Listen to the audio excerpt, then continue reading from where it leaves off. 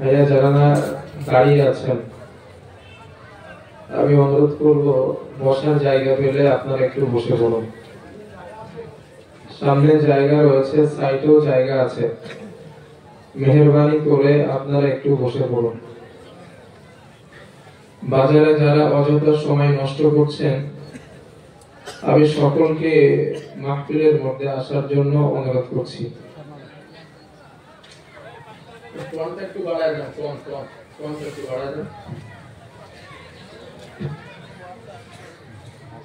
الحمد لله نحمده ونستعينه ونستغفره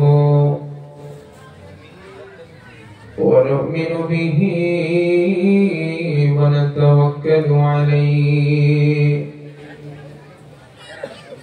ونعوذ بالله من شرور أنفسنا ومن سيئات أعمالنا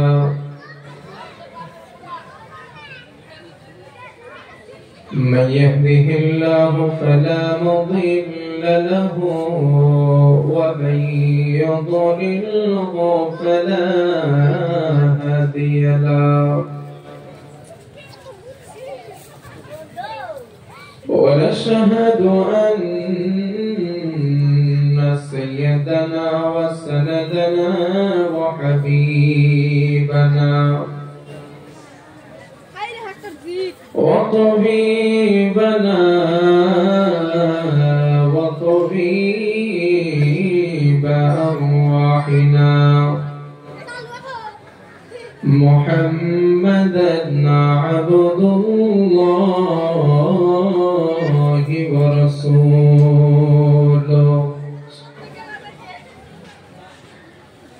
هو الذي لا ضد له ولا ضد له لا مثل له ولا مثيل له ولا كفيل له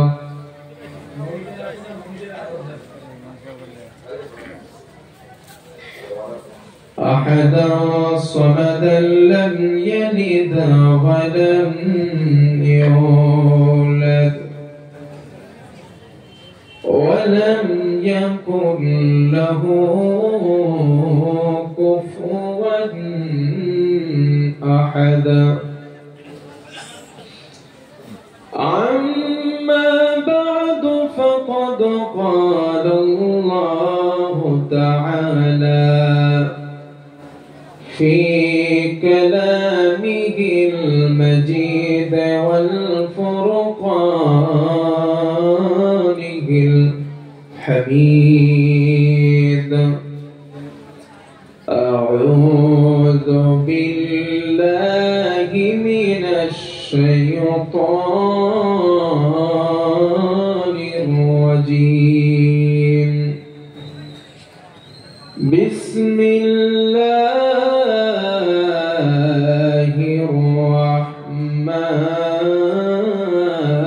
الرحمن الرحيم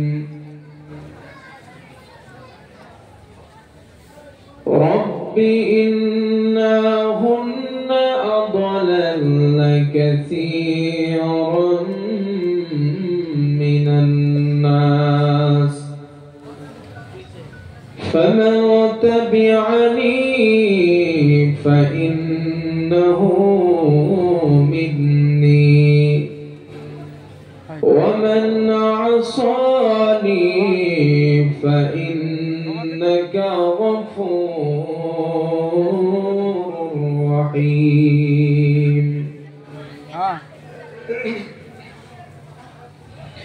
وقال تعالى في موضع آخر أعوذ بالله من الشيطان الرجيم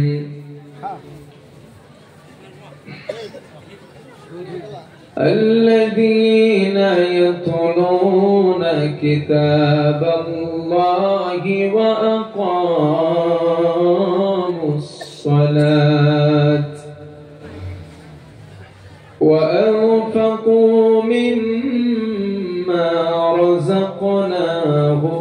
سرا وعلانية يرجون تجارة لن تبور ليوفيهم أجورهم ويزيدهم من فضله. وقال رسول الله صلى الله عليه وسلم مثلي ومثلكم كمثل رجل أوقد نارا. وقال رسول الله صلى الله عليه وسلم خيركم من تعلم القرآن وعلمه أو كما قال عليه الصلاة والسلام. وقال تعالى في شان حبيبه إن الله وملائكته يصلون على النبي يا أيها الذين آمنوا صلوا عليه وسلموا تسليما. اللهم صل على سيدنا مولانا محمد وعلى آله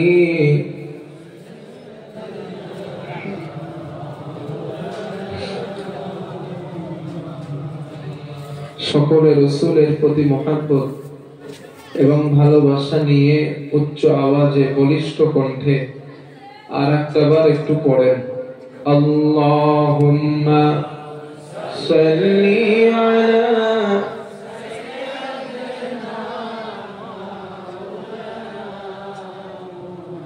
ওয়া আলা আলিহি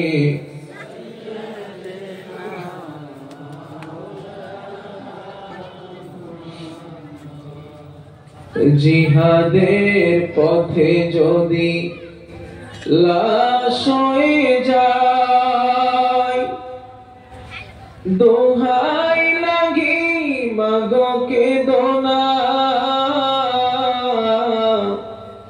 হাসরের মাঠে বলবে তুমি হেসে আল্লাহ আমি শহীদের মা।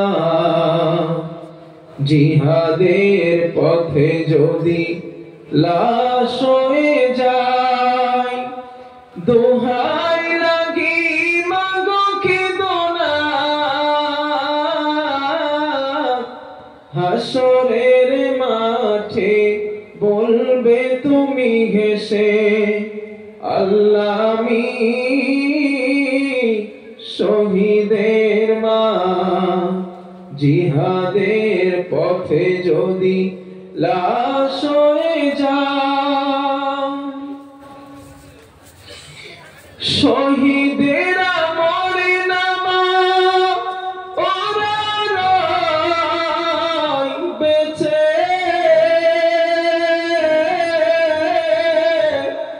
জান্নাতি পাখি হয়ে উড়ে যায় আরশে শহীদেরা মরে না মা ওরা রয় বেঁচে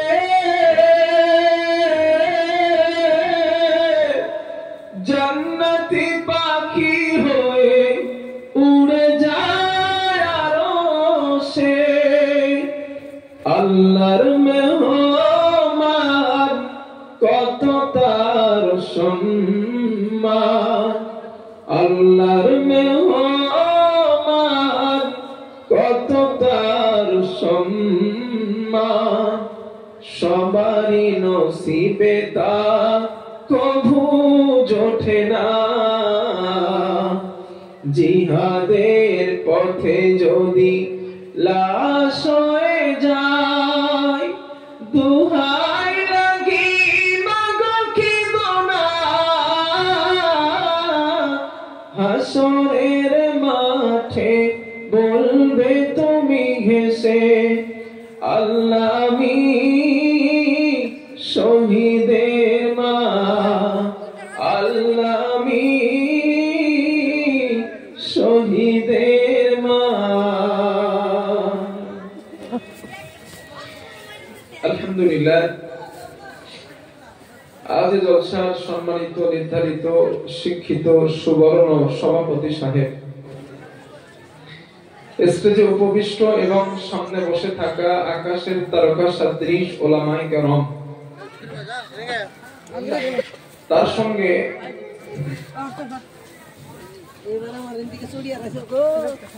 এই মাদ্রাসার সকল স্টুডেন্টগণ এবং উস্তাদ বিন্দু, সামনে বসে থাকা এই গ্রামের ইসলাম দরদি, কোরআন প্রেমিক, আল্লাহ ও তার রাসূল প্রেমিক আমার আব্বাজান ও যুবক ভাইরা, পার্শ্বস্থ গ্রাম থেকে আগত সম্মানীয় অতিথি সকল, এছাড়াও পর্দার আড়াল থেকে আমার কণ্ঠ শ্রবণকারিণী সম্মানিতা মা এবং বোনেরা, স্নেহভাজন ছোট ছোট বাচ্চারা, মাগরিবের পর থেকে এত সময় পর্যন্ত আমরা বিভিন্ন অনুষ্ঠানকে সমাপ্ত করে মাহফিলের একেবারে শেষের দিকে আমরা চলে এসেছি। এছাড়াও অন্যান্য ওলামায়ে কেরাম আপনাদের সামনে কথা বলেছেন, সকলের আলোচনা আমাদের কাছে হৃদয় গ্রাহী হয়েছে। এখন আমি আপনাদের সামনে বসা আল্লাহ পাকের নগণ্য অযোগ্য এক গোলাম কথা বলার জন্য। আল্লাহ সুবহানাহু ওয়া তাআলা আমাকে বসিয়েছেন, এবার তিনি যদি চান কোরআন আর সুন্নাহকে সামনে রেখে কিছু কথা আলোচনা করব। ওয়া তাওফীকি ইল্লা বিল্লাহ। রব্বি শরহ লি সাদরি ওয়া ইয়াসসির লি আমরি ওয়াহলুল উকদাতাম মিন লিসানি ইয়াফকাহু কওলি। রব্বি জিদনি ইলমা। রব্বি ইয়াসসির ওয়া লা তুআসসির ওয়া তাম্মিম বিল খাইর। সুবহানাকা লা ইলমা লানা ইল্লা মা 'আল্লামতানা ইন্নাকা আনতাল আলিমুল হাকীম। আপনারা আমার ভাষা তো বুঝতে পারছেন না? জি, সবাই পাচ্ছেন তো? আমরা আলোচনা শুরু করার আগে আল্লাহ সুবহানাহু ওয়া তাআলার একটু কালিমাতুশ শুকর আদায় করি। উচ্চ আওয়াজে প্রাণ খুলে সকলে মিলে আওয়াজ করে একবার বলি আলহামদুলিল্লাহ। আর একটাবার বলেন আলহামদুলিল্লাহ। রাসূলের প্রতি জানাই দরুদ পড়ি সাল্লাল্লাহু আলাইহি ওয়াসাল্লাম, সাল্লাল্লাহু আলাইহি ওয়াসাল্লাম। সম্মানিত আমার সামনে বসে থাকা আমার যুবক ভাই ও আব্বা জানেরা, আজ আপনারা দেখতে পেয়েছেন চোখের সামনে আপনাদের দেওয়া অর্থ, আপনাদের দেওয়া সম্পদ, আপনাদের দেওয়া টাকা পয়সা, এইগুলার বিনিময় যে অর্থ সম্পদ টাকা পয়সা আপনারা খরচ করেন যে উদ্দেশ্য করে, সেই উদ্দেশ্যটা আজ আপনারা নিজে চোখে দেখতে পেয়েছেন, ঠিক কিনা? একটু কথা বলতে হবে। আজ পাঁচজন কোরআনের হাফেজকে আমরা মাথায় পাগড়ি পরিধান করালাম। আপনারা চোখে দেখেছেন যে 5টা ছেলে বিভিন্ন গ্রাম থেকে অথবা এই গ্রামের 5জন সন্তানকে আমরা পাগড়ি পরিধান করালাম। ওই সন্তানগুলো পূর্ণাঙ্গ কোরআনের হাফেজ। আজ আপনারা যারা এই মাদ্রাসায় অর্থ দিয়েছেন, শ্রম দিয়েছেন, টাকা দিয়েছেন, সময় দিয়েছেন, বুকে হাত দিয়ে বলেন আপনাদের মনের মধ্যে আনন্দ হচ্ছে না? জি, বাকি এইগুলা পিছনের গুলা রচ্ছে না মনে হয় না হইতেছে আচ্ছা তো একটু কথা কম নাইলে বুঝি কি তো হয়তো মনে হবে না সেই বাড়ি থেকে নফল ইতিকাফের নিয়ত করে বার হইছেন হুজুর কথা কম না যতই কোন আপনার একটু কথা বললে কি আমার বোঝানোটা সহজ হয় বক্তার সঙ্গে যদি শ্রোতারা মত বিনিময় করে সেই বক্তার কথা বলাটা সহজ হয়ে যায় এজন্য আপনারা একটু কথা কখন করবেন আমি একটু জিজ্ঞেস করলে হ্যাঁ ও বইলে নাম্বার আসতে বলবেন তো না ইনশাআল্লাহ হ্যাঁ এবার ঠিক আছে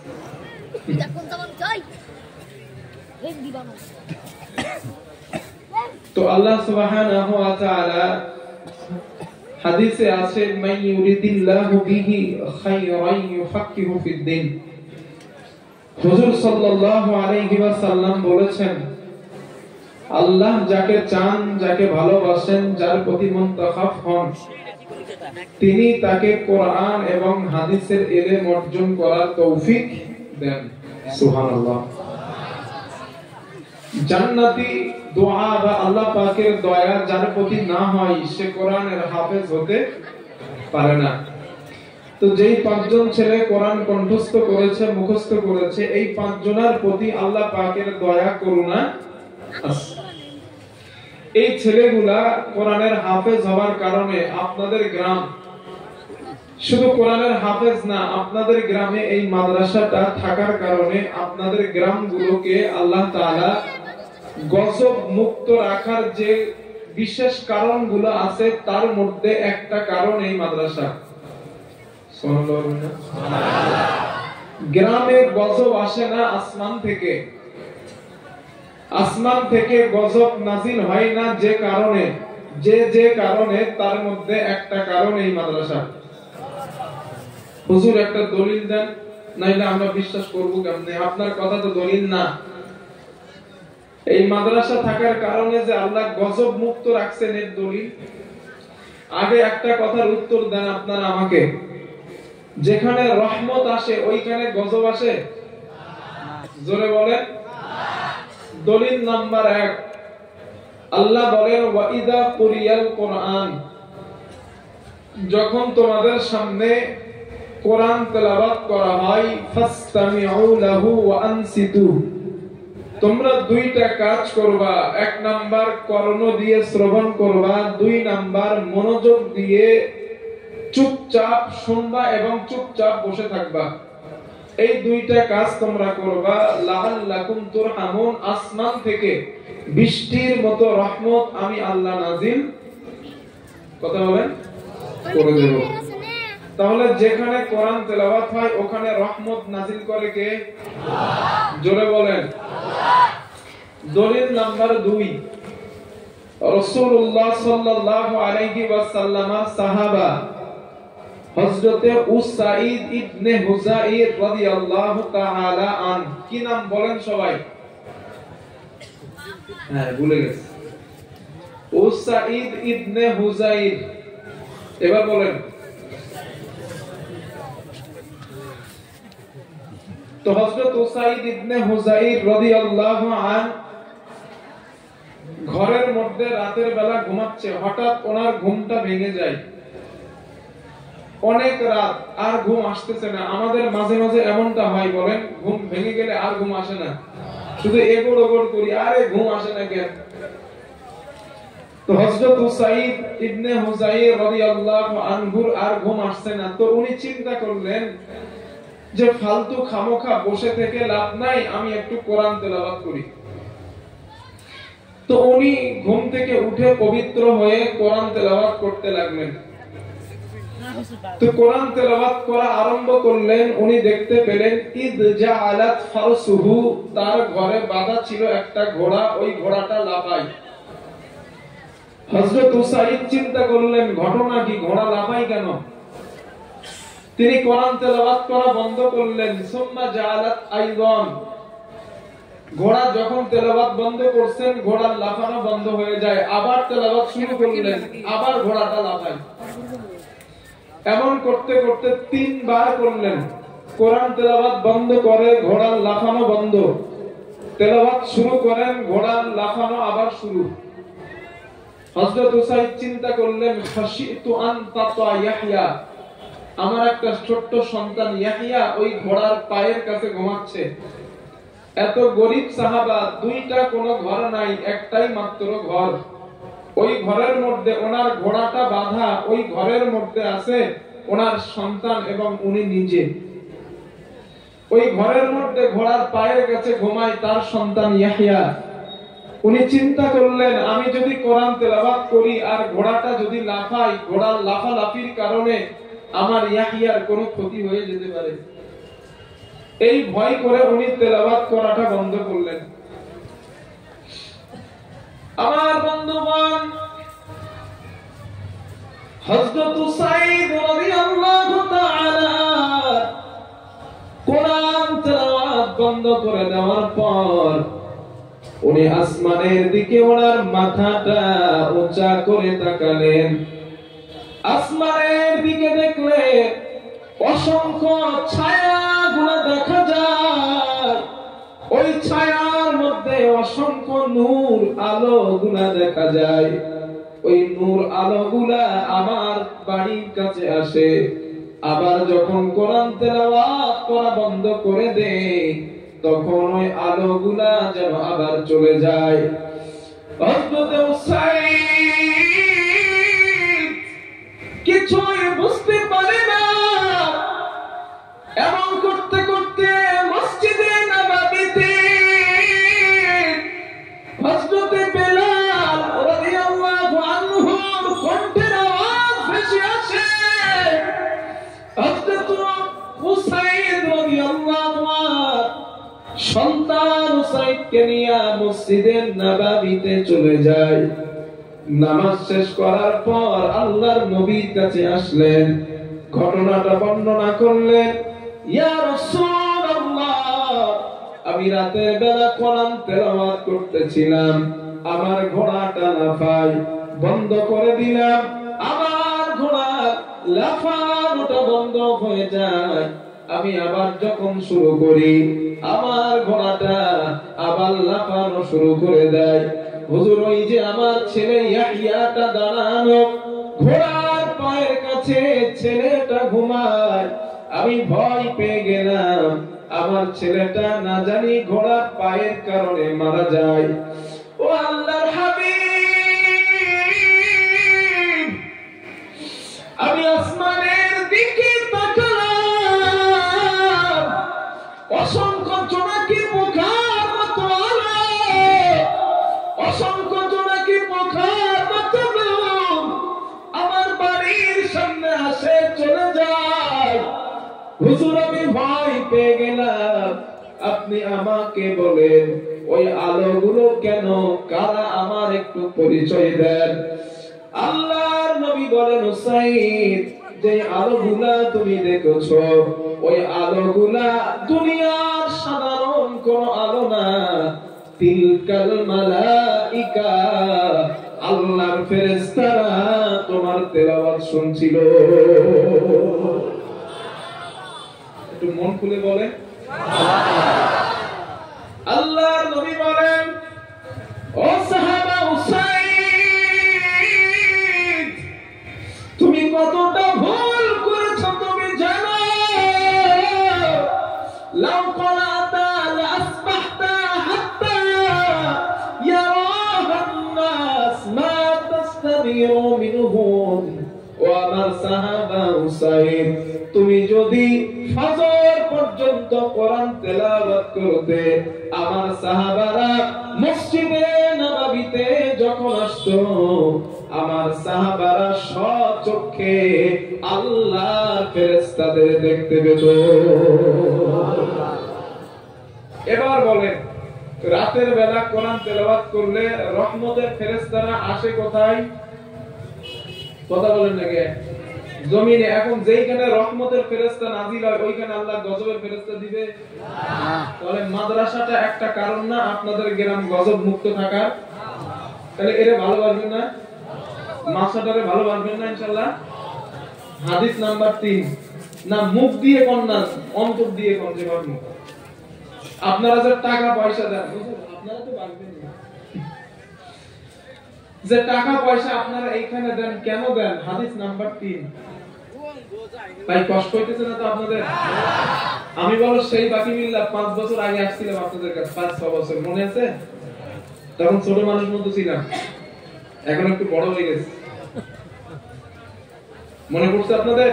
ওই মোড়দে মাদ্রাসার মোড়দে মাহফিল হয়েছিল, আমি ছিলাম আর মাওলানা আব্দুল সুবহান ভাই ছিলেন, মনে আছে? আমি বলো সেই বাকি মিল্লাত। হাদিস নাম্বার 2। আজ যে ছেলেগুলোর মাথায় আপনারা পাগড়ি পরাইছেন, আল্লাহর নবী কি বলে দেখেন। আল্লাহর নবী বলেন, قال رسول الله صلى الله عليه وسلم, রাসূলুল্লাহ সাল্লাল্লাহু আলাইহি ওয়াসাল্লাম বর্ণনা, আল্লাহর নবী বলেন, রাহমাতুল লিল আলামিন বলেন, ফাওয়াল্লাযী নাফসু মুহাম্মাদিন বিয়াদিহি, যেই সত্তার হাতে, যে আল্লাহর হাতে আমি নবী মুহাম্মাদের প্রাণ, আমি নবী মুহাম্মাদের জান, ওই আল্লাহর নামের কসম করে বলছি, কসম করে বলছি, কসম করে বলছি, মা মিন মুতাআল্লিমিন ইখতালিফু ইলা বাবি আলিমিন, এমন কোন তালিবুল ইলম নাই, এমন কোন কোরআনের ছাত্র নাই যেই ছেলেটা কোরআন শেখার জন্য মাদ্রাসার হুজুরের কাছে যায়, হুজুর আমি কোরআন জানি না, আপনি আমাকে কোরআনটা শিখিয়ে দেন।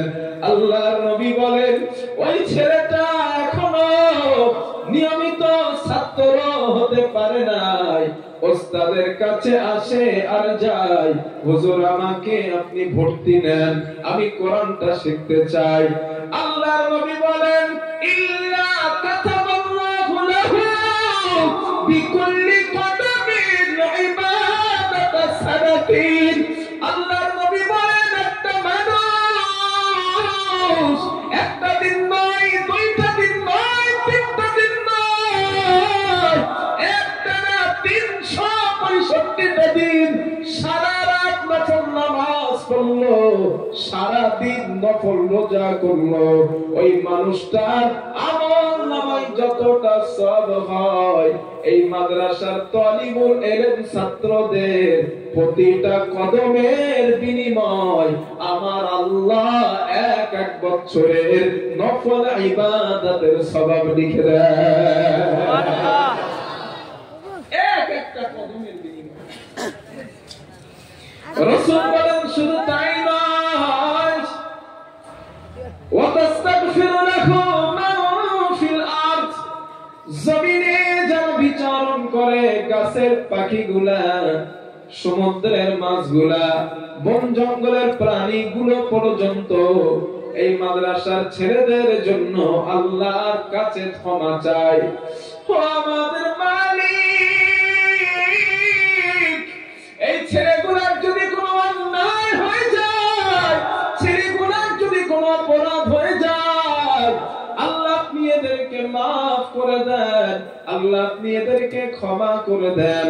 আল্লাহর নবী বলেন, ওয়ায়ুমসি ওয়া ইসবিহু মাগফুরাল্লাহ, সকাল আর সন্ধ্যা ওদের আমলনামা পরিষ্কার করে দেওয়া হয়, আমার আল্লাহ ওদের গুনাহগুলো মাফ করে দেন।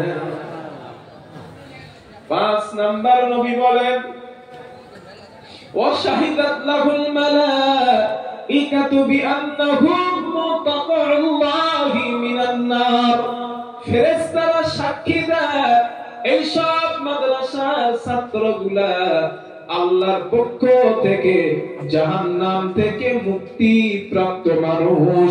জোরে জোরে বলেন সুবহানাল্লাহ, লিল্লাহি তাকবীর। ও আসমানের মুসলমান, ফেরেশতারা পৃথিবীর কোন মানুষের ব্যাপারে সাক্ষী দেয় না যে এরা আল্লাহর পক্ষ থেকে জাহান্নাম থেকে মুক্তি প্রাপ্ত। রাসূল বলেছেন, এই মাদ্রাসার তালিবুল ইলমদের ব্যাপারে ফেরেশতারা সাক্ষী দেন, এরাই আল্লাহর পক্ষ থেকে জাহান্নাম থেকে মুক্তি প্রাপ্ত মানুষ দুনিয়াতে। সুবহানাল্লাহ বলবেন না? সুবহানাল্লাহ। তো যাদের ব্যাপারে ফেরেশতারা এমন ঘোষণা দেন তাদের পিছনে টাকা দিবেন না, দিবেন কাদের? বুঝে আসছে আমার কথা? তাদের পিছনে খরচ করবেন না ভাই, কাদের পিছনে খরচ করবেন? আরে আমি বোঝাতে সক্ষম হচ্ছি আপনাদের? হাদিস নাম্বার 4। এই যে ছেলেগুলোর পাগড়ি পরাই দিয়েছে আজ, ওরা মাদ্রাসার মধ্যে গেছে, এদের ব্যাপারে নবী কি বলে দেন? আল্লাহ নবী বলেন ক্বালা রাসূলুল্লাহ সাল্লাল্লাহু আলাইহি ওয়াসাল্লাম, রাসূলুল্লাহ সাল্লাল্লাহু আলাইহি ওয়াসাল্লাম বর্ণনা, আল্লাহ নবী বলেন যে ছেলেটা কোরআন মুখস্থ করলো, কোরআনের হাফেজ হয়ে গেল, কিয়ামতের দিন কোরআন ওই সন্তানের সামনে চলে যাবে। হাফেজে কোরআনের কাছে যাবার পর কোরআন বলবে তুমি কি আমাকে চেনো? ওই ব্যক্তি বলবে না না না, আমি তোমাকে চিনি না। কোরআন জবাব দিবে আনা সাহিবুল কোরআন, আমি তোমার দুনিয়ার সাথী আল কোরআন আল্লাযী আসবাহতুকা ফিল হাওয়াজি। রমজান মাসে দিনের বেলা আমি কোরআন তোমারে খেতে দিই নাই, ওয়াসহারতু লাইলাতা, রাতের বেলা আমি কোরআন তোমারে ঘুমাতে দেই নাই। আল্লাহর নবী বলেন রাহমাতুল লিল আলামিন বলেন, আল্লাহর হাবিব বলেন ফায়ুতাল মুলকু বিয়ামিনিহি, হাফেজে কোরআনের ডান হাতে আল্লাহ জান্নাতের বাদশাহী দিয়ে দিবে। ওয়াল খুলবা বিয়াসারিহি। ও ভাই, আপনাদের মোস্তানি করতে বলছি কেডা? হ্যাঁ, বক্সগুলো ওই মতে দিয়ে আনেন, আপনারা এখানে বসেন, আমি মুখে বলি।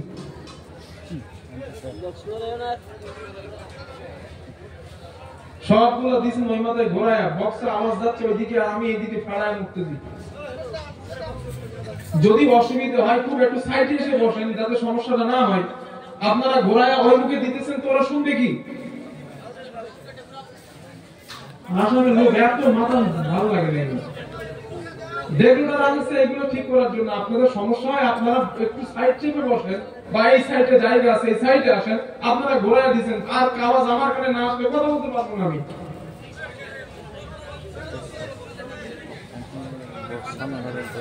একটা কথা শুনেন ভাই, সারাদিন দুপুর থেকে সন্ধ্যা পর্যন্ত মাঠে মাটি কাটলে যত কষ্ট হয়, 2 ঘন্টা মাইকে কথা বললে ওর থেকে বেশি কষ্ট হয়। হাড়ের উপরে প্রেসার দিয়ে কথা বলতে হয়। আমি আস্তে আস্তে কথা বলবো, আপনাদের ভালো লাগবে না, যাবেন বাড়িঘাট। আমার রাগ না, আমি রাগী মানুষ, আমাকে রাগেন না। যেভাবে আছে ওইভাবে থাক, উল্টো পাল্টা করেন না। সমস্যা হইলে দেখে তাদের বলেন, উনি ঠিক করবে।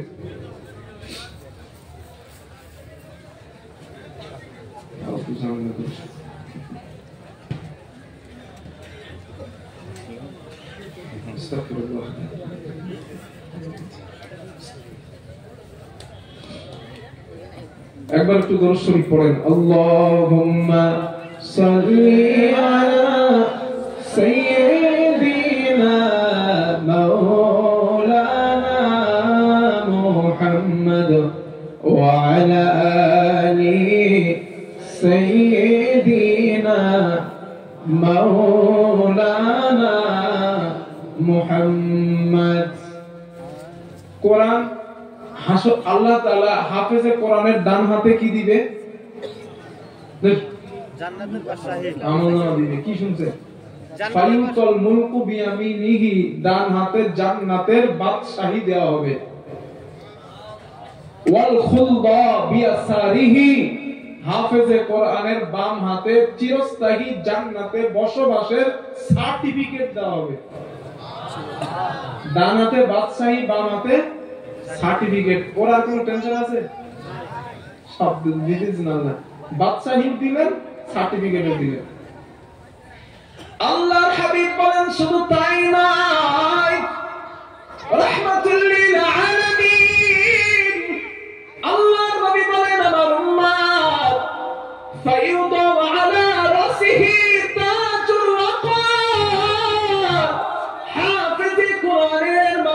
যায় আমার আল্লাহ জান্নাতের মুকুট পরায় দিবে। আজ আমরা 5 জন সন্তানের মাথায় পাগড়ি পরিধান করালাম, যেই ছেলেগুলার মাথায় পাগড়ি দিলাম ওই ছেলেগুলার আনন্দ খুশি তাদের মনে যে কত, এটা আমরা অনুভব করতে পারবো না। কারণ আমিও নিজে একজন কোরআনের হাফেজ। আমার বয়স যখন 14.5 বছর তখন আমি কোরআনের হাফেজ। আমার মাদ্রাসায় নূরপুর দারুল হুদা থেকে আমি হাফেজ হয়েছি। 6 এবং 7 ফাল্গুনী সওয়ালের সওয়াব। আপনারা তো অল্প মানুষ, বড় বড় মাহফিল।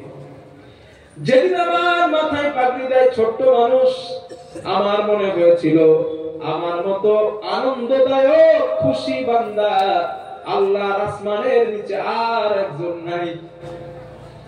কিন্তু রাহমাতুল লিল আলামিন আমার রাসূলের এই কথাটা পড়ার পর কিয়ামতের দিন হাফেজে কোরআনের মাথায় আল্লাহ নূরের টুপি পরাবেন হাসরবাসীদের সামনে।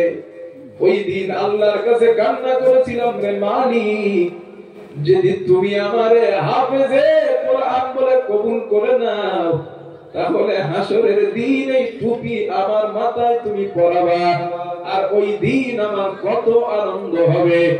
হে আসামের যুবক, আপনি ছেলেগুলোর মাথায় পাগড়ি আমরা পরালাম, ওই ছেলেগুলোর কত আনন্দ। ও হাফেজে কোরআন ভাইরা, এই আনন্দ তোমার দুনিয়াতে শেষ না, এই আনন্দ শেষ না, বড় আনন্দ হাসরের ময়দানে। আল্লাহর নবী বলেন, শোনো, হাফেজে কোরআনের গায়ে আল্লাহ জান্নাতের জামাটাও পরিধান করাবেন। শুধু জামা পরাবেন না, হাফেজে কোরআনের বাবা মা নাকি নাবি কষ্ট করে সন্তানদের হাফেজ বানাচ্ছে, সন্তানদের কাজ করার জন্য দেয় নাই, লোকের জোরে লোকের দরে মাইনে খেটে যার যত টাকা উপার্জন হয়েছে ওই টাকা দিয়া সন্তানটারে হাফেজে কোরআন বানাইছে। আল্লাহর নবী বলেন, ও আমার উম্মত, কিয়ামতের দিন ওই বাবা মাকে রব্বুল আলামিন 2 জোড়া জান্নাতের পোশাক আল্লাহ পরায় দিবে। বাবা মা ওই পোশাক পরিধান করার পর বাবা মা বলবে, বিমা কুসিনা হাদিহি, এই সম্মান আমাদের কেন দেওয়া হয়েছে, এই মর্যাদা কেন দেওয়া হয়েছে? আল্লাহর পক্ষ থেকে জবাব দেওয়া হবে, লিআখযি ওয়ালাদিকুমুল কুরআন, তোমাদের সন্তান দুনিয়ায় কোরআন পড়ার কারণে এই মর্যাদা আমার আল্লাহ তোমাদের দিয়ে দিয়েছে। লিল্লাহি তাকবীর। ইচ্ছা আছে একটা ছেলেরে হাফেজ বানাইবেন? একটা ছেলেরে হাফেজ বানাইবেন ইচ্ছা আছে? ইনশাআল্লাহ। দেন ভাই, 2টা সন্তান, একটারে হাফেজ বানান, একটারে বানায় দেন। দুনিয়াতেও শান্তি পাবেন, আখিরাতেও শান্তি পাবেন। একটা সন্তানকে কোরআনের হাফেজ বানায় দেন। যদি বানাইতে পারেন আরেকটা লাভ আছে। কি? নবী বলেন, আল্লাহর নবী বলেন, মান ক্বরাআল কুরআন ফাস্তাযহারাহু ফাহাল্লা হালালাহু ওয়া হাররামা হারামাহু আদখালাহুল্লাহুল জান্নাহ। আল্লাহর নবী বলেন, যেই ছেলেটা কোরআন মুখস্থ করলো, ফাহাল্লা হালালাহু, কোরআনের হালালকে হালাল গ্রহণ করলো, ওয়া হাররামা হারামাহু, কোরআনের হারামকে হারাম বর্জন করে দিল, আল্লাহর নবী বলেন, আদখালাহুল্লাহুল জান্নাহ, আমার আল্লাহ তাকে দয়ার জান্নাত দিয়ে দিবে। কোরআনের হাফেজ জান্নাতে গেছে, এখন বাবা মার অবস্থা কি? আগে সুবহানাল্লাহ বলেন, একটু সবাই বলেন। আল্লাহর নবী বলেন, ওয়াশাফাআহু ফি 10 মিন আহলি বাইতিহি কুল্লুহুম ক্বাদ ওয়াজাবাত লাহুম নার। আল্লাহর নবী বলেন, আমার উম্মত হাফেজে কোরআনকে রাব্বুল আলামিন এমন একটা পাওয়ার সম্মান আল্লাহ দিয়ে দিবেন কিয়ামতের ময়দানে। ওই হাফেজে কোরআনের পরিবার থেকে 10 জন জাহান্নাম প্রাপ্ত ব্যক্তি, যারা জাহান্নামের টিকিট হাতে পেয়েছিল, এমন 10 জন জাহান্নাম প্রাপ্ত ব্যক্তিকে এই কোরআনের হাফেজ সুপারিশ করে আল্লাহর জান্নাতে নিয়ে যাবে। কয়জন রে? জোরে বল। এখন বলেন, এই অফার নবী কোন ডাক্তারের ব্যাপারে দিবেন, মাস্টারের ব্যাপারে, এমপির ব্যাপারে, এমএলএ এর ব্যাপারে বা অন্য আদার্স কোন ব্যবসায়ীর ব্যাপারে দিয়েছেন? কার জন্য? হাফেজে কোরআন। যদি ওই হাফেজে কোরআন কোরআনের হালালটা গ্রহণ করে হারামকে বর্জন করে দুনিয়ায় প্রতিষ্ঠিত থাকতে পারে, নবী বলেন 10 জন জাহান্নাম প্রাপ্ত ব্যক্তি, যারা জাহান্নামের টিকিট হাতে পেয়েছিল, এমন 10 জনকে ওই কোরআনের হাফেজ সুপারিশ করে আল্লাহর জান্নাতে। ও আসামের মুসলমান, এটা কি কামরূপ না হুজুর? কামরূপ। ও কামরূপের মুসলমান, একজন কোরআনের হাফেজকে একটু ভালোবাসেন। কিসমত যদি ভালো হয়, কিসমত যদি ভালো হয়, ওই হাফেজে কোরআনকে ভালোবাসার কারণে হাসরের দিন ওর সুপারিশে আল্লাহ আপনারে জান্নাত দিয়ে দিবেন। একটু ভালোবাসেন এদের, একটু ভালোবাসেন। রাস্তা দিয়ে একটা ছেলে যাচ্ছে, একটু ধরেন, ধরে বলেন, হাফেজ সাহেব চলো একটু খাবার খাও, হাফেজ সাহেব 10টা টাকা নাও, খাবার খেও। এইভাবে আদর যত্ন করেন। হ্যাঁ, হাদিসে আছে যখন তালিবুল ইলমদের আদর যত্ন করা হয়, আমার আল্লাহ তাআলা ওই বান্দার প্রতি খুশি হয়ে যায়। সুবহানাল্লাহ। আল্লাহ খুশি হয়ে যায় ভাই, আল্লাহ খুশি হয়। একটু ভালোবাসেন, এদের মহব্বত করেন, এদের মহব্বত করার দাম আল্লাহর কাছে অনেক বেশি। আমার আলোচনা বুঝতে সমস্যা হচ্ছে না তো কারণ? হাদিস কয়টা বলছি? 4টা। হাদিস নাম্বার 5। একটা মজার হাদিস বলি আপনাদের, হাসবেন না, আগেই বলে দিচ্ছি, হাসবেন না, হাদিসটা মজার। আমার আলোচনার মধ্যে হাদিস। আমরা যেভাবে মাহফিলে বসে আছি ঠিক ওইভাবেই হুজুর সাল্লাল্লাহু আলাইহি ওয়াসাল্লাম বসা, সাহাবায়ে কেরাম সামনে বসা, এমন চেয়ার টেবিল না কি, এমনি সামনে সামনে বসা। ঠিক এমন তো অবস্থায় ধরে নেন ওই মহিলা প্যান্ডেল। এখন ওই মহিলা প্যান্ডেল থেকে একজন লোক, ওই দিক থেকে একজন মহিলা নবীজির কাছে আসছে। আসার পরে নবীজিকে বলছেন, আহবাবতু লাকা নাফসি ইয়া রাসূলুল্লাহ, হুজুর আমি নিজেকে আপনার কাছে হিবা করে দিতে চাই, মানে আমি আপনারে বিয়ে করতে চাই। নবীরে বিয়ের প্রস্তাব দিচ্ছে। এখন সাহাবারা সামনে আছে না নবীর? কথা বলে না কেন? আছে তো। নবীর লজ্জা করবে না? লজ্জা লাগা স্বাভাবিক। এখন एग्जांपल ধরেন, কম বয়স্ক হুজুর কে আছে কেন? কম বয়স্ক ওই কোন হুজুর ধরেন, কোন হুজুর বয়স কত আপনার? বয়স কত? হ্যাঁ 40? না আমি হুজুর, আমারে দিয়ে দিলে কেমন একটা হয় না? এখন ধরে নিন আমার হুজুর, এখনো চান্স আছে 40 তো, এখনো লাইন আছে। এখন হুজুরে এসে ধরেন কেউ বলছে, হুজুর আপনারে খুব ভালো লাগছে, আপনারে আমি বিয়ে করবো। তার কোন প্যান্ডেল থেকে এসে হুজুরের প্রস্তাব দিতে, হুজুর স্মরণ করবে না? করে স্বাভাবিক। তো হুজুর সাল্লাল্লাহু আলাইহি ওয়াসাল্লাম স্মরণ করেছে, নবীজি হাদিসে আছে মাথাটা নিচু করে নেছে, লজ্জা পাইছে, মাথা নিচু করেছে। এখন ওই যে মাহফিলের মধ্যে বসেছিলেন একজন গরীব সাহাবা, হাদিসে আছে ইল্লাম ইয়াকুন ফি হাদা, একজন গরীব সাহাবা মাহফিলের মধ্যে বসা ছিলেন, ও মাঝখান থেকে উঠে দাঁড়ায় আছে। ও বুঝতে পারছেন নবীজি মাথা নিচু করছে, মানে নবীজি ওই মেয়েরে বিয়ে করবে না। চান্স একটা পাইছি, দেখি কাজে লাগাইতে পারি কিনা। এখন দাঁড়ায় বলছে, হুজুর আপনি যদি নারীটাকে বিয়ে না করেন, যাও বিজনিহা, নারীটা আমার সঙ্গে আপনি বিয়ে দিয়ে দেন। মানে চান্স পাইছে, দেখি কাজে লাগাইতে পারি কিনা। বিয়ে তো হয় না, এখন চান্স একটা পাইছে। এখন হুজুর সাল্লাল্লাহু আলাইহি ওয়াসাল্লাম সাহাবাকে বলছেন, তুমি বিয়ে করবা? জি হুজুর আমি বিয়ে করব। আল্লাহর নবী বলেন, মোহরানা মোহরানা? সাহাবা জবাব দিলেন, লা ওয়াল্লাহি ইয়া রাসূলুল্লাহ, হুজুর আল্লাহর কসম মোহরানা দেওয়া টাকা আমার কাছে নাই, মোহরানা দেওয়ার মতো অর্থ পয়সা দিরহাম আমার কাছে নাই। আল্লাহর নবী বলেন তাহলে বিয়ে কেমনে হবে? ওই সাহাবার মনটা বড় খারাপ, মনে করছিল আল্লাহ রাসূল মনে হয় মোহরানা দিয়া দিয়া বিয়ের ব্যবস্থা করে দিবেন, কিন্তু নবী বললেন না না, মোহরানা তো তোমার কাছে নাই, বিয়ে তোমার হবে না। সাহাবার মনটা খারাপ। রাহমাতুল লিল আলামিন নবী কিছু সময় চুপ থাকার পর বললেন সাহাবা ইযহাব ইলা আহলিকা, তুমি তোমার বাড়িতে চলে যাও।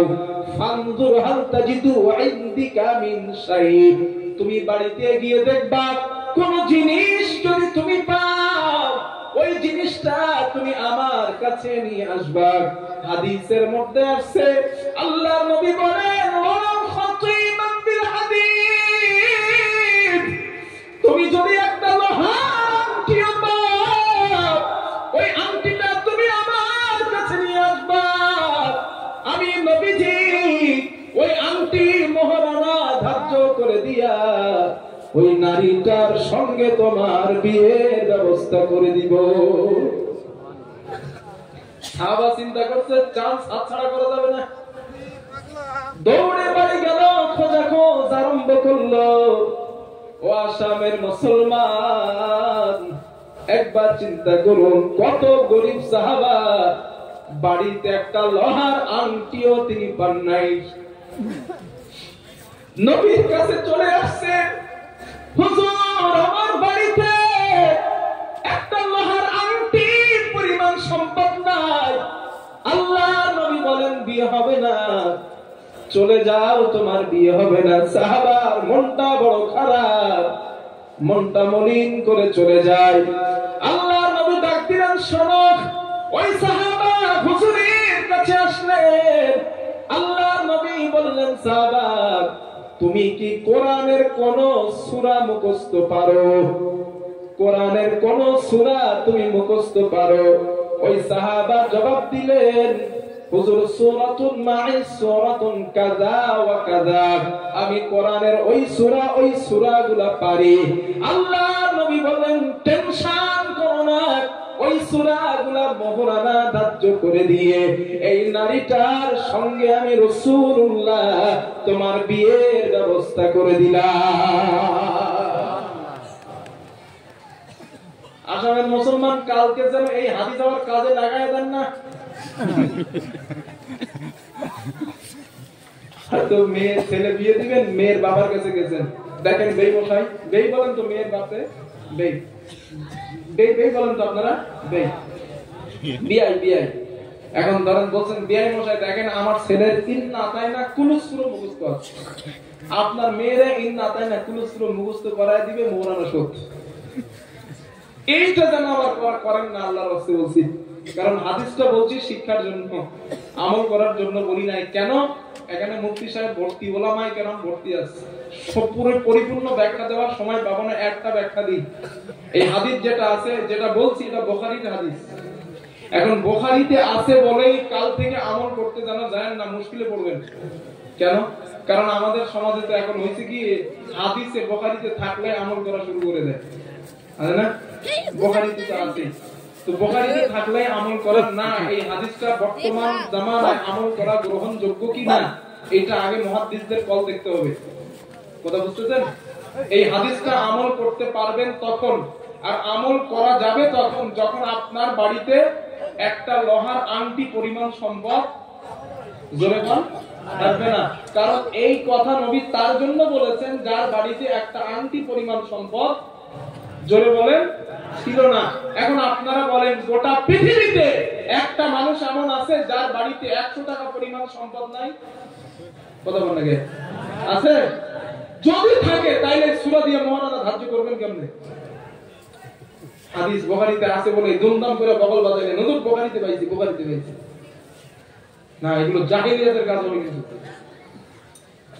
বাকি কথাটা মুফতি সাহেবদের কাছ থেকে বুঝে নিন। কথা বুঝে আসছে তো? আমল করা বর্তমান যুগে এই হাদিস যাবে না। হ্যাঁ, কখনো যদি আল্লাহ এমন সময় দেয় তখন এই হাদিস আমরা কাজে লাগাবো ইনশাআল্লাহ।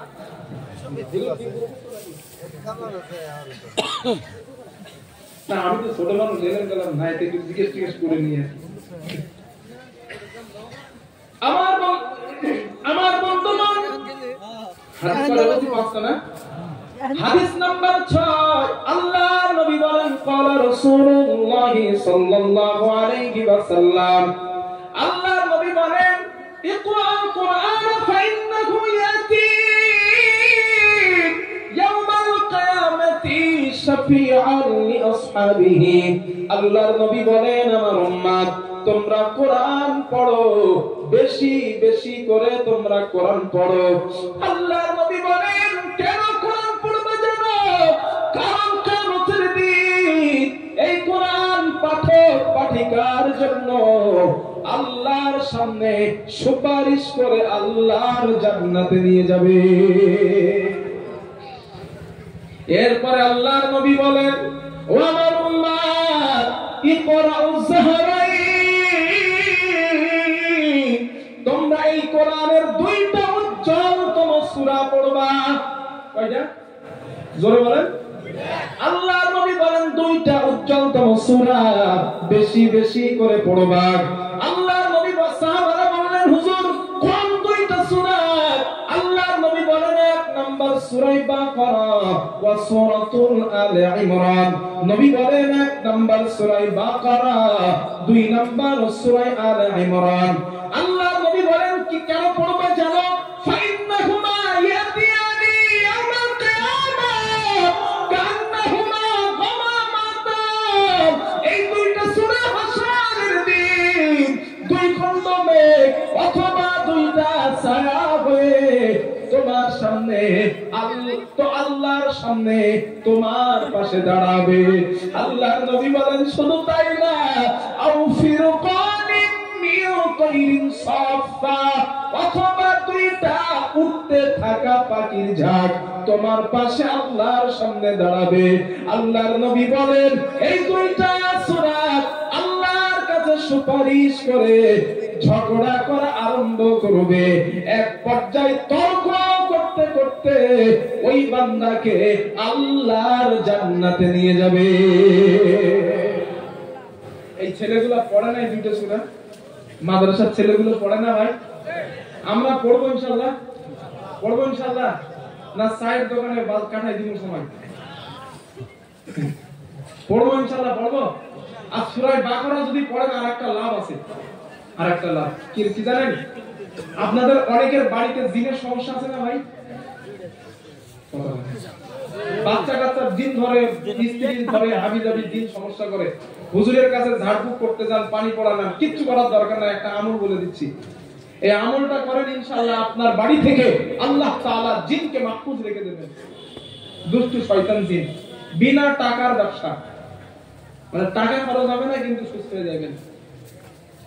আল্লাহর নবী বলেন ক্বালা রাসূলুল্লাহ সাল্লাল্লাহু আলাইহি ওয়াসাল্লাম, রাসূলুল্লাহ সাল্লাল্লাহু আলাইহি ওয়াসাল্লাম বর্ণনা, আল্লাহর নবী বলেন লা তাজআলু বুয়ুতাকুম মাকাবির। আল্লাহর নবী বলেন আমার উম্মত তোমরা তোমাদের ঘরটাকে কবর বানাবা না। কি বানাবা না? কবর। নবীজি বলেন ফাইন্না শাইতানা ইয়ানফিরু মিনাল বাইতিল্লাযী তুকরাউ ফীহি সূরাতুল বাকারা।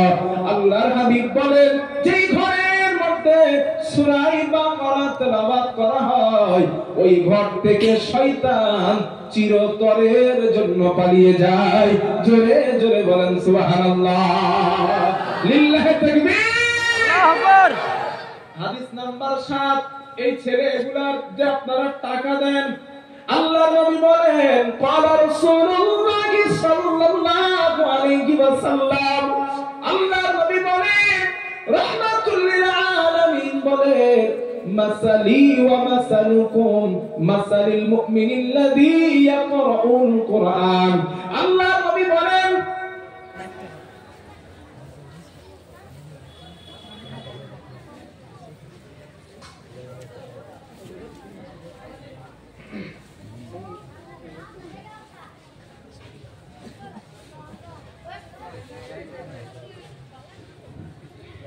আল্লাহর নবী বলেন মাসালিল মুমিনিল্লাযী ইয়াকরাউল কোরআন। তোমাদের মধ্যে যে ঈমানদার মুসলমান নিয়মিত কোরআন তেলাওয়াত করে, নবী বলেন আল্লাহর কাছে তার দৃষ্টান্ত হলো কামাসালিল উতুরুজ্জা, মিষ্টি কমলা লেবুর মতো আল্লাহর কাছে তার দৃষ্টান্ত। আল্লাহর নবী বলেন সাহাবারা মিষ্টি কমলা লেবুর মতো কেন জানো? নবীজি বলেন রিহুহা তাইয়িবুন ওয়া তা'মুহা তাইয়িবুন, যেই কমলা লেবুর স্বাদ অনেক মিষ্টি, যেই কমলা লেবুর ঘ্রাণ অনেক সুন্দর। আল্লাহর নবী বলেন আমার উম্মত যেই মানুষটা কোরআন তেলাওয়াত করলো নিয়মিত, আল্লাহর কাছে তার দৃষ্টান্ত হলো মিষ্টি কমলা লেবুর মতো। জোরে জোরে বলেন সুবহানাল্লাহ। আপনারা যারা কোরআন না পড়ে মনের মাথায় সময়গুলো কাটিয়ে দেন, চায়ের দোকানে সময়গুলো নষ্ট করে দেন, আল্লাহর নবী বলেন উম্মাহ ওয়া মাসালুল মুমিনিল্লাযী লা ইয়াকরাউল কুরআন। আল্লাহর নবী বলেন যারা কোরআন পড়ে না, যেই মুসলমান কোরআন তেলাওয়াত করে না, নবী বলেন আল্লাহর কাছে তার দৃষ্টান্ত হলো কামাসালিত তামরা, খেজুরের মতো। নবীজি খেজুরের কথা এজন্য বললেন, আল্লাহর নবী বলেন সাহাবারা খেজুর খেতে স্বাদ লাগে কিন্তু খেজুরের কোনো ঘ্রাণ নাই, ঠিক কি না? আরো জোরে কোন মুসলমান ইমানদার এই মাদ্রাসার ছেলেগুলার আল্লাহর কাছে মূল্য হলো মিষ্টি কমলা লেবুর মতো। জোরে জোরে বলেন সুবহানাল্লাহ, নারে তাকবীর। এজন্য যতদিন বাঁচবো কোরআন নিয়ে বাঁচবো ইনশাআল্লাহ। জোরে বলেন ইনশাআল্লাহ। অধিকার চাও যদি জীবনে মরণে, ফিরে চাও খুঁজে নাও চোখ রাখো কোরআনে। সমাধান চাও যদি জীবনে মরণে, ফিরে চাও খুঁজে নাও চোখ রাখো কোরআনে। এতেই পাবে সুখ শান্তির ঠিকানা, এতেই পাবে সুখ শান্তির ঠিকানা, যদি মেনে নাও তুমি মনে প্রাণে। সমাধান সমাধান চাও যদি জীবনে মরণে, ফিরে চাও খুঁজে নাও চোখ রাখো কোরআনে। ঠিক কি না? জোরে বলেন ঠিক। এ যে চিরবাণী চির অভিধান, এ যে চিরবাণী খোদারি কালামে পাক। এই দুনিয়া ওই দুনিয়া, এই দুনিয়া ওই দুনিয়া, শান্তি পাবে তুমি দো জাহানে। সমাধান সমাধান চাও যদি জীবনে মরণে, ফিরে চাও খুঁজে নাও চোখ রাখো কোরআনে। বলেন ইনশাআল্লাহ, সবাই বলেন ইনশাআল্লাহ। আল্লাহ আমাদের যতদিন দুনিয়াতে জীবিত রাখবেন, যতদিন আমরা দুনিয়াতে বেঁচে থাকবো, আমরা আল্লাহর কোরআন নিয়ে বেঁচে থাকবো। বলেন ইনশাআল্লাহ। আরো জোরে বলেন ইনশাআল্লাহ। কারণ কোরআনের সঙ্গে যার সম্পর্ক হয়ে যায়, আমার রবের সাথে তার সম্পর্ক হয়ে যায়। আর নবী বলেন ইন্না লিল্লাহি আহলিনা মিনান নাস, এই পৃথিবীতে কিছু মানুষ আছে আল্লাহর পরিবারের লোক। সুবহানাল্লাহ বলবেন না? সুবহানাল্লাহ। নবী বলেন কিছু মানুষ আছে কার পরিবারের লোক? জোরে কোন আল্লাহ। সাহাবারা চমকে উঠলেন, হুজুর বলেন কি আপনি? আল্লাহর পরিবারের লোক কারা হুজুর? তারা কারা? নবী বলেন শোনো, আল্লাহর পরিবারের সদস্য হলো তারা, আল্লাহর পরিবারের লোক হলো তারা। আহলুল কুরআন হুম আহলুল্লাহ ওয়া খাসাতুহু, দুনিয়ায় যে ঈমানদার কোরআন পড়ে যারা, আল্লাহর পরিবারের সদস্য হলো। জোরে কোন তারা। পড়বেন না ইনশাআল্লাহ? কোরআন ওয়ালাকে ভালোবাসবেন না?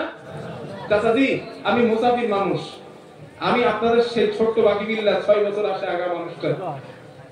আমি আজ আপনাদের একটা কথা বলি, একটা কথা বলে যাই, ছোট্ট কথা। সব কথা ভুলে গেলেও এই কথাটা ভুলে যায় না। আমি মুসাফির মানুষ, হ্যাঁ আমি ছোট্ট মানুষ, আপনাদের কারোর ভাই, আমি কারোর সন্তানের মতো। এই কথাটা ভুলে যান না। সম্ভব যদি হয় পৃথিবীতে সন্তান সন্ততির সঙ্গে যেমন সম্পর্ক রাখছেন, বাবা মার সাথে, পরিবার পরিজনের সাথে যেমন সম্পর্ক রেখেছেন, সম্ভব যদি হয় এই তালিবুল ইলমের সাথে একটু সম্পর্ক রাখেন।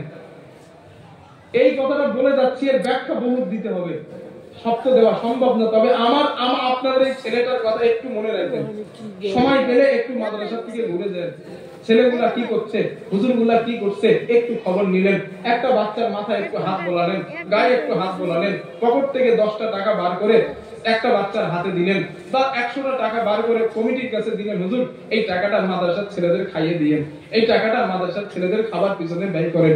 বিশ্বাস করুন, এই অবস্থায় যদি দুনিয়া থেকে যেতে পারেন, হাবিব বলেছেন কবরের আযাব আল্লাহ তাআলা মাফ করে দিবেন। সুবহানাল্লাহ। আল মাউতু বিলা আমালিন সালিহ, কোন ব্যক্তি যদি নেক কাজ করতে করতে মারা যায়, সত্যের সঙ্গে জড়িত থাকা অবস্থায় মারা যায়, আমার রব তারে শাহাদাতের মর্যাদা দিবেন। সুবহানাল্লাহ। একটু জড়িত থাকবেন ইনশাআল্লাহ। একটা বাস্তব ঘটনা শোনাই আপনাদের, একদম বাস্তব ঘটনা। আমি এখান থেকে লকডাউনের আগে বাংলাদেশে যাইতাম জলসা করতে, আমার এখন আর বাংলাদেশে যাওয়া হয় না, আমি 3-4 বছর বাংলাদেশে যাই না। লকডাউনের পর থেকে আর বাংলাদেশে আমি যেতে পারি না, যাই না, এদিকে সময় দিতে পারি না বলে। তো বাংলাদেশের কোন একটা জায়গায় আমি মাহফিল করতে গিয়েছি, এখান থেকে 5-6 বছর আগের কথা বলতেছি। সেখানে মাহফিল করতে গিয়েছি, যেই বাড়ি আমাকে থাকতে দিয়েছেন উনি একজন আলেম, হাফেজ কিনা জানি না, তবে আলেম এটা শিওর। ওই আলেম আমাকে বললেন মাগরিবের নামাজের পর, হুজুর আপনার স্টেজে ওঠার সময় রাত 9টা অথবা 9:30, চলুন একটা কবর আপনাকে জিয়ারত করতে নিয়ে যাব। আমি চিন্তা করলাম আমি মুসাফির, মনে হয় আল্লাহর কোন ওলির কবর হবে। মুসাফির মানুষ যায় কবর জিয়ারত করা সুন্নাত, ওই নিয়েতে গেলাম।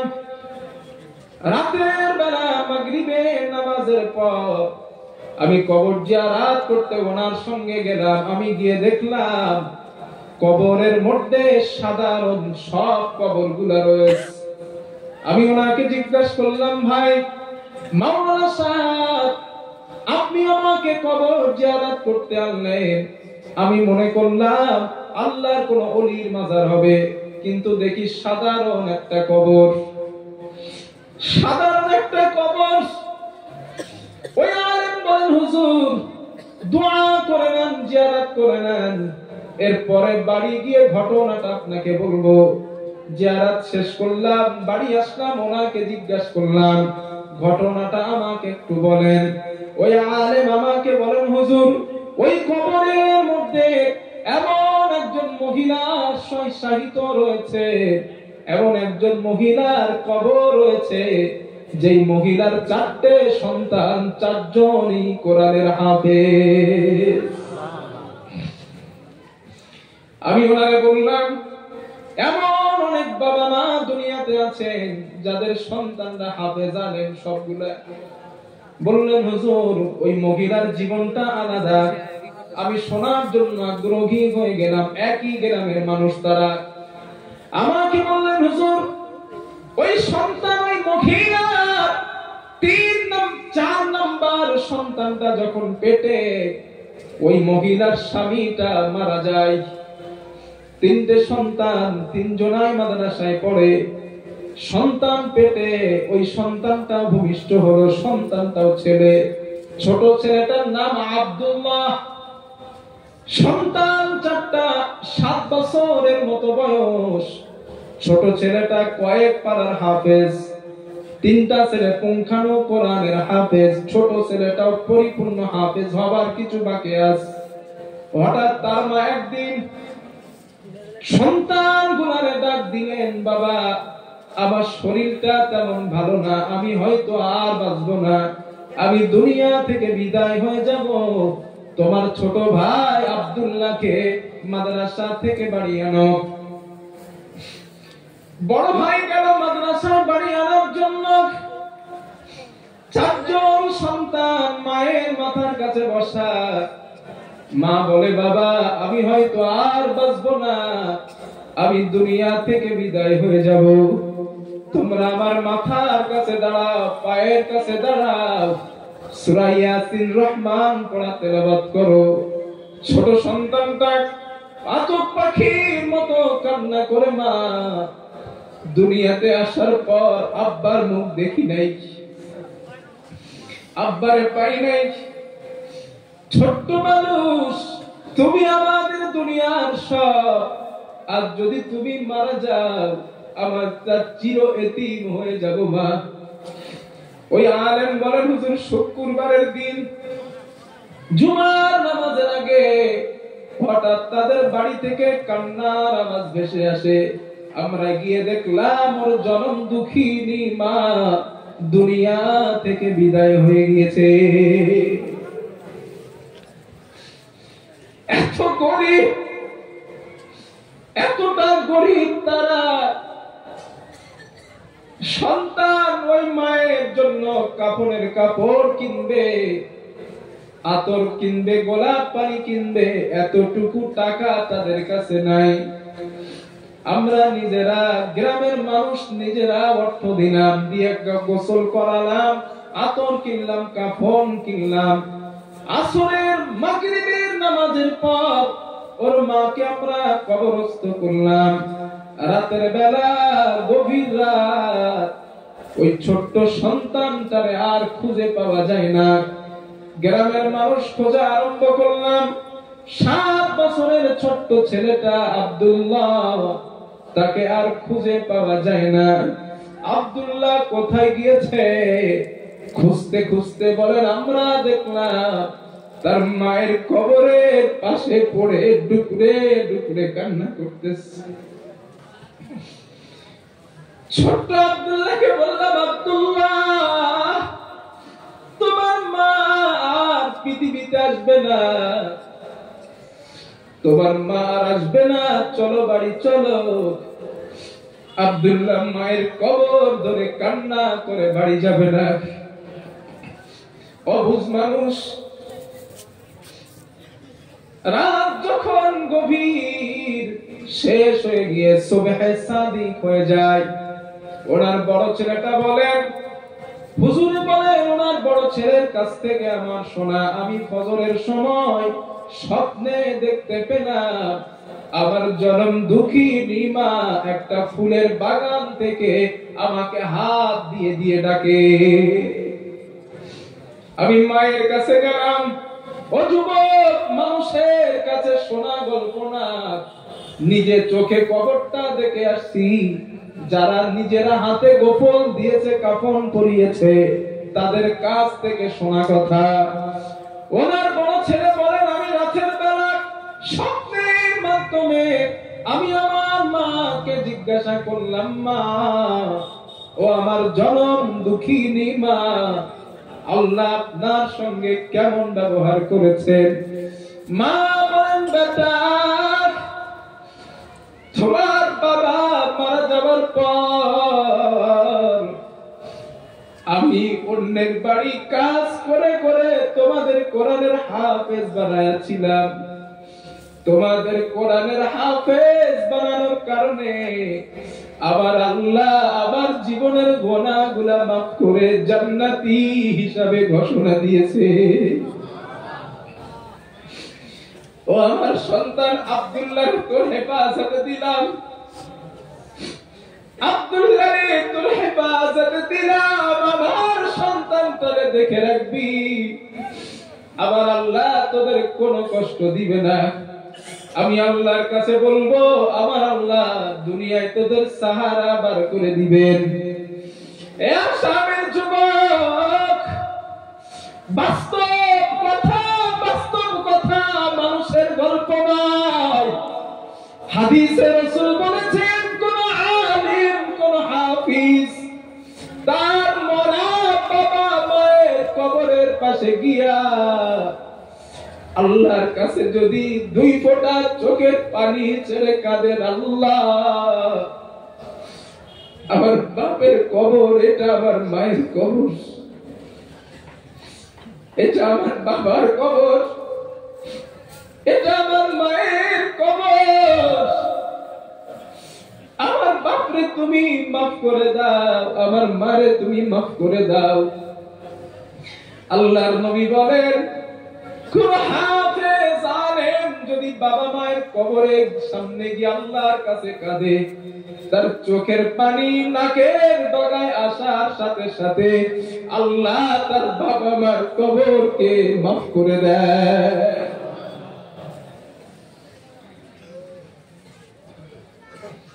আসামের মুসলমান সন্তান যাদের নাই, সন্তান হাফেজ আলেম বানার সৌভাগ্য আর হয় নাই, আপনাদের সন্তান বাকি বিল্লাহ বলে যায়, সম্ভব যদি হয় এই তালিবুল ইলমদের একটু ভালোবাসেন, এদেরকে সন্তান মনে করে নিয়ে আমার আল্লাহর কাছে যদি এটা কবুল হয়ে যায়, এদের দুআর বদৌলতে আমার আল্লাহ জান্নাতি হিসাবে ঘোষণা দিয়ে দিবে।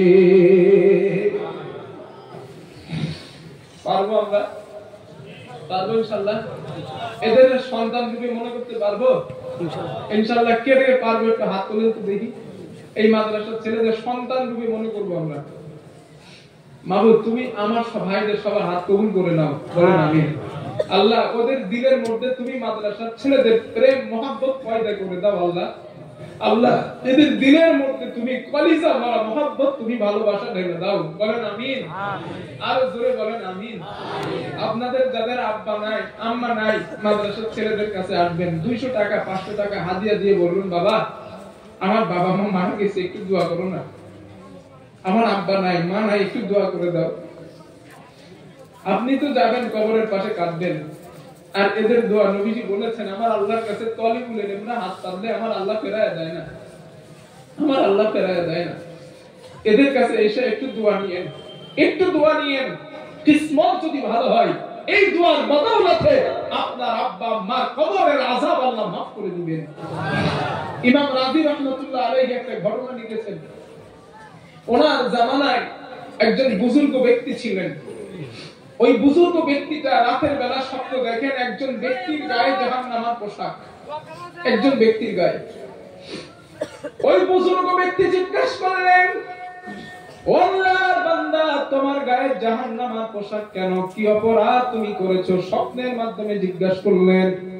ওই ব্যক্তিটা বললেন, আমি দুনিয়ায় বড় অপরাধ করেছিলাম, এই জন্য আল্লাহ আমার গায়ে জাহান্নামের পোশাক পরিয়ে দিয়েছেন। ওই মৃত ব্যক্তিটা বললেন, ও বুজুর্গ ব্যক্তি, আপনি আমার জন্য একটা উপকার করে দেন। কি উপকার বলুন? অমুক গ্রামে যাবেন, অমুক গ্রামে আমার একজন কন্যা সন্তান জীবিত আছে। ওই সন্তানটারে বলবেন, ও আমার ওই মেয়েটাকে বলবেন, তোমার বাবার নামে তুমি কিছু আল্লাহর রাস্তায় সদকা করে দাও, আল্লাহর রাস্তায় দান করে দাও। যদি আমার মেয়েটা সদকা করে দেয়, আমার আল্লাহ ওই সদকার বিনিময় আমার গোর আযাব আল্লাহ মাফ করে দিবে।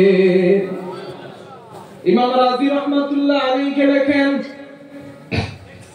ওই বুজুর্গ ব্যক্তিটা, বুজুর্গ মানুষটা খোঁজাখোঁজ দিয়ে ওই গ্রামের মধ্যে গেলেন, জিজ্ঞাসা করলেন, অমুক ব্যক্তি নামে কোন মানুষ কি আপনাদের গ্রামে কয়েকদিন আগে মারা গিয়েছে? লোকজন বলল, হ্যাঁ, ওই তো তার কবর। ওই বুজুর্গ ব্যক্তি বললেন, ওই লোকটার কি কোনো সন্তান আছে? বলল, হ্যাঁ, একজন মেয়ে সন্তান আছে। ওই বুজুর্গ জিজ্ঞাসা করলেন, মেয়েটা কোথায়? আমার সঙ্গে একটু দেখা করায় দাও। গ্রামের লোকজন বললেন, আপনাকে তো দেখে মনে হচ্ছে আপনি আল্লাহর একজন মাহবুব বান্দা, ভালো মানুষ, বুজুর্গ মানুষ। ওই মহিলার খোঁজ আপনি কেন নেন? বুজুর্গ ব্যক্তিটা কোনো মতে বলতে চায় না। ওই মানুষগুলো বললেন, আপনার দেখি তো ভালোই মনে হয়, আপনার মতলব তো খারাপ। বুজুর্গ ব্যক্তি বলে, আমাকে ভুল বুঝবেন না, মেয়েটার পরিচয়টা আমাকে দাও। কেন তোমরা এমন কথা বলো? ওই গ্রামের মানুষগুলো বললেন, ওই মেয়েটা চরিত্রহীনা, তার যৌবনকে বিক্রি করে, আর আপনি তার ব্যাপারে খবর নেন, আপনার মতলব কিন্তু ভালো না। ওই বুজুর্গ ব্যক্তি তাও স্বীকার হয় না। আল্লাহর বান্দারা, আমাকে তোমরা দোষারোপ করো না, মেয়েটার পরিচয় আমাকে দাও, আমি বড় সমস্যার মধ্যে আছি। বললেন, ওই দিকে যাও, ওই নদীর পারে যাও, ওইখানে গেলে মেয়েটার সঙ্গে দেখা পেয়ে যাবে। বুজুর্গ ব্যক্তিটার নদীর পাড়ে গেলে গিয়ে দেখলেন একজন মহিলা, নাম জিজ্ঞাসা করলেন, তোমার নাম কি? অমুক। জি। তোমার বাবার নাম কি? অমুক। জি। তোমার বাবা কয়েকদিন আগে দুনিয়া থেকে কি চলে গিয়েছে? জি, আমার বাবা চলে গিয়েছে। ওই বুজুর্গ ব্যক্তি বলেন, গতদিন রাতে আমি স্বপ্ন দেখলাম তোমার বাবার গায়ে জাহান্নামের পোশাক পরিধান করানো হয়েছে। তোমার বাবা বলেছে আমার মেয়েকে গিয়ে বলবা, আমার মেয়েকে আল্লাহর রাস্তায় একটু সদকা করতে বলবা। আমার আল্লাহ ওই দানের বিনিময়, সদকার বিনিময় আমারে আল্লাহ মাফ করে দিবেন। বুজুর্গ ব্যক্তিটা ওই কথা বলার পর ওই মহিলাটা রাগান্বিত হয়ে নদী থেকে এক আজলা পানি নিয়ে ওই বুজুর্গ ব্যক্তির মুখে ছুঁড়ে মারলেন। ঠাট্টা কইরা বিদ্রুপ করে আজলা নিয়ে পানি মুখে মারলেন। ও বুজুর্গ, আমার বাবার কারণে আজ আমার যৌবন বিক্রি করে খেতে হয়। আমি দুনিয়ার একটাই তার সন্তান, আমার জন্য কিছুই রেখে যাই না। আমি সংসার চালাবো, রুজি উপার্জন করব, এতটুকু ব্যবস্থা আমার নাই। আর সেই বাবার জন্য আমার কাছে সদকা চাইতে আসছেন। না না, আমি সদকা দিব না, চলে যাও, আমি বাবার জন্য সদকা দিব না। ইমাম রাজি রেখেন ওই ব্যক্তিটা মনটা খারাপ করে চলে যায়, মনটা খারাপ করে চলে যায়। রাতের বেলা আবার ঘুমের ঘরে স্বপ্ন দেখে যেই মানুষটার গায়ে গত রাত্রে জাহান্নামের পোশাক দেখেছিলাম, ওই মানুষটার গায়ে আল্লাহর জান্নাতের পোশাক। বুজুর্গ বলে, তো বুঝি নাই ঘটনা কি? আপনার মেয়ে তো সদকাই করলো না, তো জান্নাতের পোশাক আনলো কেমনে? ওই ব্যক্তিটা বলেন, বুজুর্গ আল্লাহ ওলি মানুষ শোনেন, আপনি আমার মেয়ের কাছে সদকা দেওয়ার জন্য গিয়েছিলেন, আমার মেয়ে তো সদকা করে নাই, বরঞ্চ এক আজলা পানি নিয়ে আপনার মুখে দম করেছিল, ঠাট্টা বিদ্রোহ করেছিল। ও আল্লাহর বান্দা, ও বুজুর্গ ব্যক্তি, আপনি জানেন না আপনার পায়ের কাছে ছোট্ট একটা পোকা কয়েকটা দিন তৃষ্ণার্তের কারণে কষ্ট পাচ্ছিল। আপনার মুখে ওই পানি মারার কারণে আপনার দাড়ি বেয়ে ওই একটা ফোঁটা পানি পোকাটার মুখের মধ্যে চলে যায়, ওই পোকাটা তৃষ্ণার্ত মিটে যায়। আমার রব, আমার মালিক ওই এক ফোঁটা পানিটা সদকা কবুল করে নিয়া আমার আল্লাহ আমারে জান্নাতি বলে ঘোষণা দিয়ে দিয়েছে। সুবহানাল্লাহ। ও সামনের মুসলমান, আমাদের বাবা জননী মা অনেকের দুনিয়াতে নাই, চিরজীবনের মতো চলে গিয়েছে। মা বাবা বলে আর ডাকতে পারি না, আব্বা আব্বা বলে আর ডাকতে পারি না। অন্ধকার কবরে জানি না কোন জনম দুঃখিনী মায়ের কবরে আগুন জ্বলে, কোন বাবার কবরে আগুন জ্বলে, আম্মার কবরে আগুন জ্বলে। আমার রবের, আমার আল্লাহর বান্দা মাহবুব আল্লাহর পাকে এই পাঁচজন কোরআনের হাফেজ, এই পাঁচজন কোরআনের হাফেজ বান্দা, এই পাঁচজন বান্দা কিয়ামতের দিন পাঁচটা মানুষের জন্য আল্লাহর কাছে সুপারিশ করবেন। একজন আল্লাহর বান্দা কে আছে, একজন কোরআনের হাফেজের জন্য আমার নবীর ঘরে আব্বা মার জন্য ৫,০০০ টাকা নবীর ঘরে দিবে। একজন কে আছে ৫টা কোরআনের হাফেজ, ৫টা বান্দার জন্য এই ৫জন মানুষের সুপারিশ আমার আল্লাহ কবুল করে নিবেন। একজন বান্দা ৫,০০০ টাকা একজন কোরআনের হাফেজের জন্য দিবেন। আপনি মারা যাওয়ার পর এই কোরআনের হাফেজের দোয়াতে আমার আল্লাহ আপনার কবরটারে জান্নাতের বাগান বানায়া দিবে। একটা মানুষকে আছেন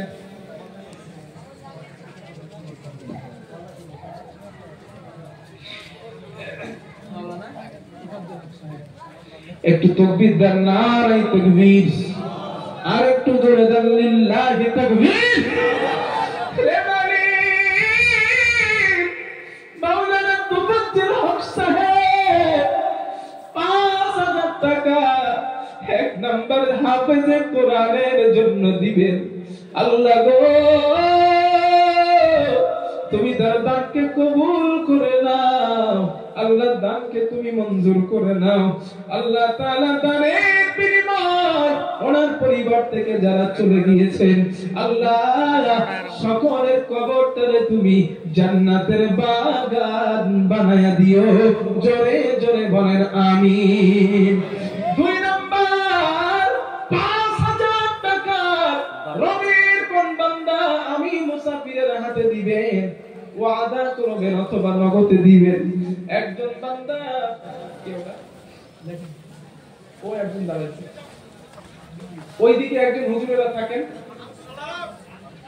আব্দুস সালাম ভাই আমার ৫,০০০ টাকা দিবেন। আল্লাহ মাবুদ তুমি কবুল করে নাও, মাবুদ তুমি মঞ্জুর করে নাও।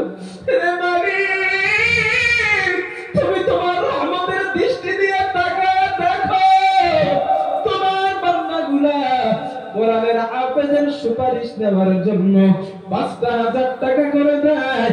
আল্লাহ তুমি কবুল করে নাও। আল্লাহ হাফেজে কোরআনের ভালোবাসা মহব্বত প্রেম প্রীতির কারণে আল্লাহ তুমি তাকে জান্নাতি হিসাবে ঘোষণা করে দিও। জোরে জোরে বলেন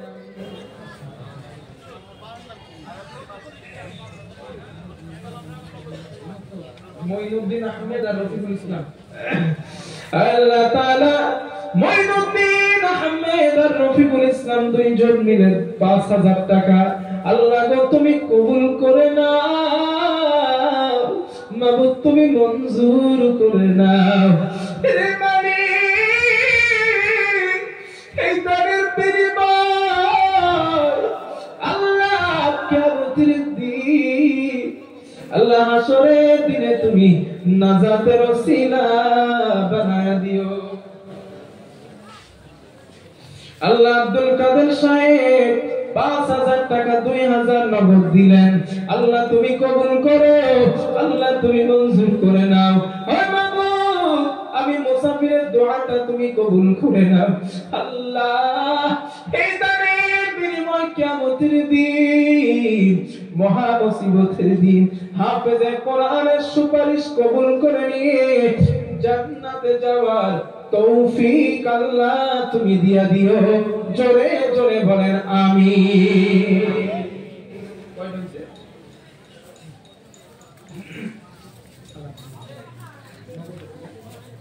নাম কি ভাই আপনার? শামসুল আলম। একটু তাকবীর দেন, নারায়ে তাকবীর। আল্লাহ আমার শামসুল আলম ভাই কোথায় বসেছিল, দৌড়ে এসে আল্লাহ কোরআনের হাফেজের জন্য ৫,০০০ দিল। আল্লাহ আমি বাড়ি দোয়া করি আল্লাহ তোমারই করেতে কিয়ামতে আল্লাহ করিও পার তুমি তাকে। আমিন আমিন আল্লাহ আমিন আমিন। মোদের দোয়া কবুল করুন রব্বুল আলামিন। জোরে জোরে বলেন আমিন। হ্যাঁ শামের মুসলমান যুবক আল্লাহর রাস্তায় আমার নবীর মেহমানদের পিছনে ২টা টাকা দিয়ে যাও। আমার রব এই মুসাফিরের দোয়াকে ফিরাইয়া দিবে না। আল্লাহর কোন বান্দা ৪ নম্বরে ৫,০০০ টাকা দিবে, আল্লাহর হাতটা একটু দেখায় দেন। হুজুর আমার মা নাই, আমার আব্বা নাই রে, কবরের মধ্যে চলে গিয়েছে। আমি ৫,০০০ টাকা আমার তলিবুল ইলম ছাত্রদের জন্য দিব। ৪ নম্বরে একজন হাতটা উঁচু করে আল্লাহরে দেখায় দেন। একজন আল্লাহর বান্দা ৪ নম্বরে ৫,০০০ টাকা কে দিবে? 4 নাম্বার 5000 টাকা পুরো মজমার মধ্যে কে আছে? আলহামদুলিল্লাহ। আল্লাহ মৌলভী গোলাম মুস্তাফা, আল্লাহ তিনি 5000 টাকা 4 নম্বরে দিবেন। আল্লাহ তুমি কবুল করে নাও, মাবুদ তুমি মঞ্জুর করে নাও। হে মালিক, ওনার পরিবার থেকে যারা চলে গিয়েছে আল্লাহ তাদের কবর গুলারে তুমি জান্নাতের বাগান বানায়া দাও। জোরে জোরে বলেন আমিন। সর্বশেষ 5 নাম্বার কোরআনের হাফেজের জন্য 5000 টাকা। আল্লাহর একজন বান্দা বলে, হুজুর আমি 5000 টাকা কোরআনের হাফেজের জন্য দিব। কে আছেন পুরো মাহফিলের মধ্যে একজন 5000 টাকা দিবেন সর্বশেষ কোরআনের হাফেজের জন্য? কে আছেন? একজন যুবক একটু হাত তোলো ভাই, তোমার মায়ের জন্য, তোমার বাবার জন্য। কে? আমার দেখুন তো মাই দিবেন। আলহামদুলিল্লাহ। 4500 টাকা। দেখুন তো না আপনি? নুরুল আমিন। আল্লাহ তাআলা নুরুল আমিন তোমার বান্দা থাকতে পারে না, 5000 টাকা দিল। আল্লাহ গো তুমি দানকে কবুল করে নাও, দানটারে তুমি মঞ্জুর করে নাও। আল্লাহ এই দানের বিনিময় ওনার রুজিতে তুমি বরকত দাও, কামাইতে বরকত দাও। যিনি দিয়েছেন মরহুম রমজান মাস্টারের সন্তান দিলেন 5000 টাকা। আল্লাহ তুমি কবুল করো, আল্লাহ তুমি